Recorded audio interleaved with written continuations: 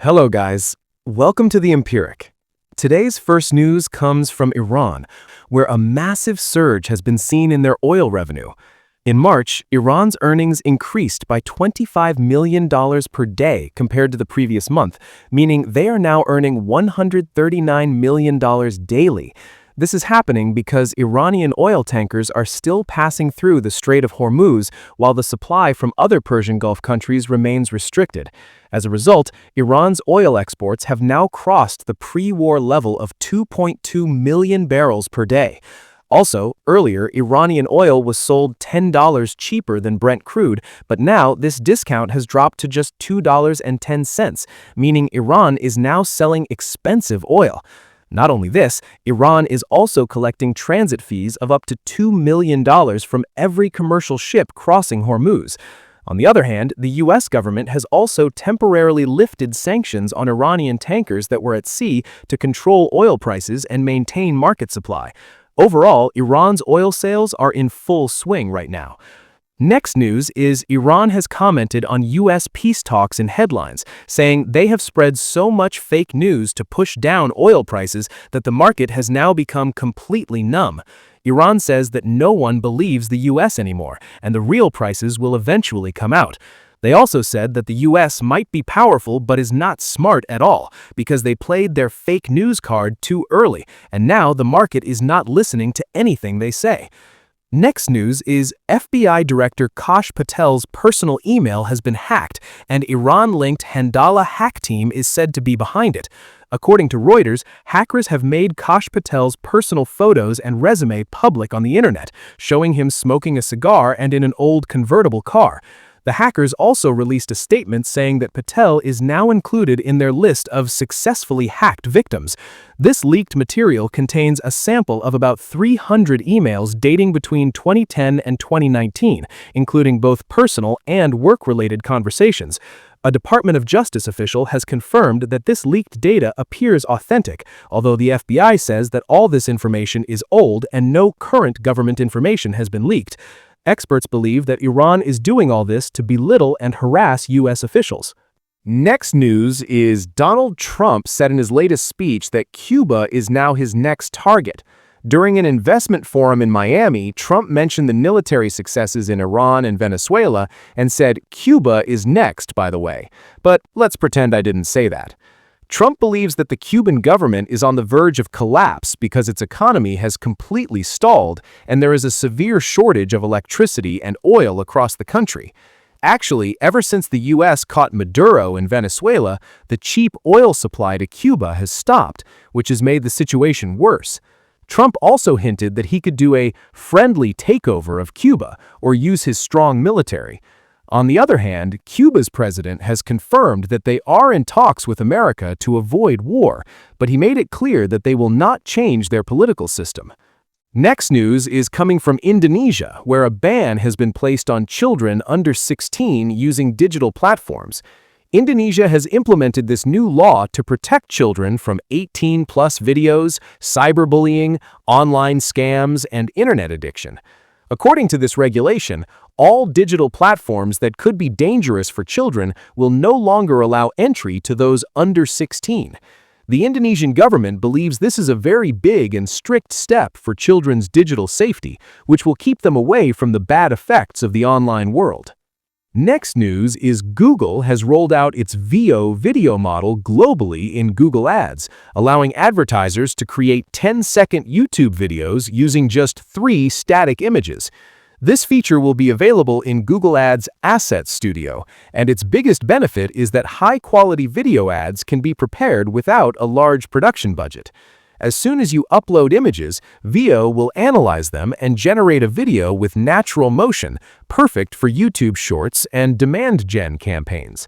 Along with this, Google has also given the option of the Nano Banana model, which allows backgrounds to be changed and content to be customized according to the audience. This new update will make video creation very easy for advertisers, and they will be able to test more creative variations in less time. Next news is Sony Japan has temporarily stopped taking orders for almost all of its CFexpress and SD memory card lines. Since March 27th, Sony has stopped taking new orders from its authorized dealers and Sony Store because there is a severe shortage of solid-state memory in the market. The AI boom is being cited as the biggest reason for this. Huge AI data centers are consuming so much memory that companies like Sony are finding it difficult to get chips. This ban includes all of Sony's high-end TUF series and CFexpress Type A and Type B cards. Experts believe that memory card prices have already tripled in the last few months, and now, with Sony's decision, the shortage in the market could increase even more. Not just memory cards, Sony has also increased the price of PlayStation 5 for this same reason. For now, Sony hasn't said when production will restart, but until then, these cards will stop being available once old stock runs out. Next news is Anthropic has made a big change in the usage limits of its AI model Claude, causing users to hit their limits much faster than before. Anthropic has confirmed that they are adjusting Claude's 5-hour session limits during peak hours. This means that during peak times, your tokens will run out faster and you will see the limit reached message sooner. The company says that due to Claude's increasing popularity and new features like Claude Code, there is a lot of strain on compute power, which is why they had to take this step. According to reports, about 7% of users, especially those in the Pro and Max tiers, are being most affected by this new change. However, no changes have been made to weekly limits. Along with this, Anthropic has given an offer where usage limits have been doubled during off-peak hours until March 28 so that people can shift their heavy work to the night. But paid users are quite angry because they feel they are facing rationing even after paying money. Next news is about the Toronto-based quantum computing company Xanadu, whose stock market debut has been a super hit. Yesterday, Xanadu listed on both Nasdaq and the Toronto Stock Exchange simultaneously, and its stock closed with a 15% jump on Nasdaq. Xanadu's share opened at $10 and reached $11.50 by the end of the day, while on the TSX, it touched the $14 level. Xanadu has become the world's first pure-play quantum computing company to be listed on the stock market. They did this listing by merging with Crane Harbor Acquisition Corporation, which gave them $302 million. Apart from this, the company is also in talks with the Canadian government for an extra Canadian $390 million in funding. Xanadu's technology is quite advanced because they make light-based chips that can work at room temperature, while other quantum computers need to be kept very cold. After this listing, the total value of the company has now become around $3.1 billion. Next news is a private conversation between Mark Zuckerberg and Elon Musk has been leaked through court documents. In these texts from February 2025, Zuckerberg highly praised Musk's work with DOGE. Zuckerberg even offered Musk that if anyone leaks personal information, doxing of DOGE staffers on the internet, or threatens them, Meta would immediately remove that content from its platforms.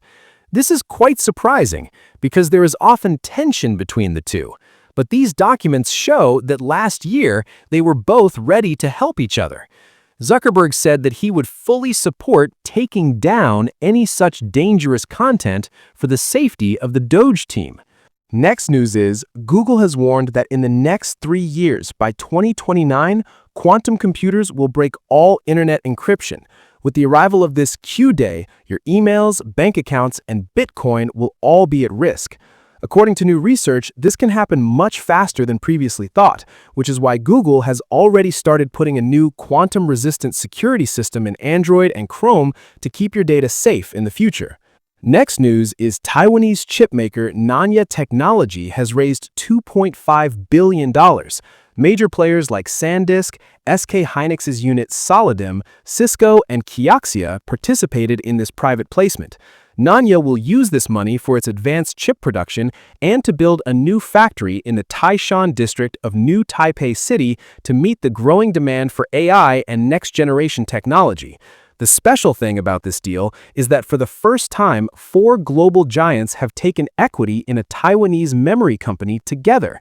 Additionally, SanDisk and Kioxia have signed a multi-year supply agreement with Nanya to ensure they don't face a DRAM shortage in the future. As soon as this news came out, Nanya's shares saw a 10% jump and reached their daily limit. That's it for today, guys. If you found this video even a little bit informative, please like and subscribe. It gives us the motivation to bring you videos like this every single day.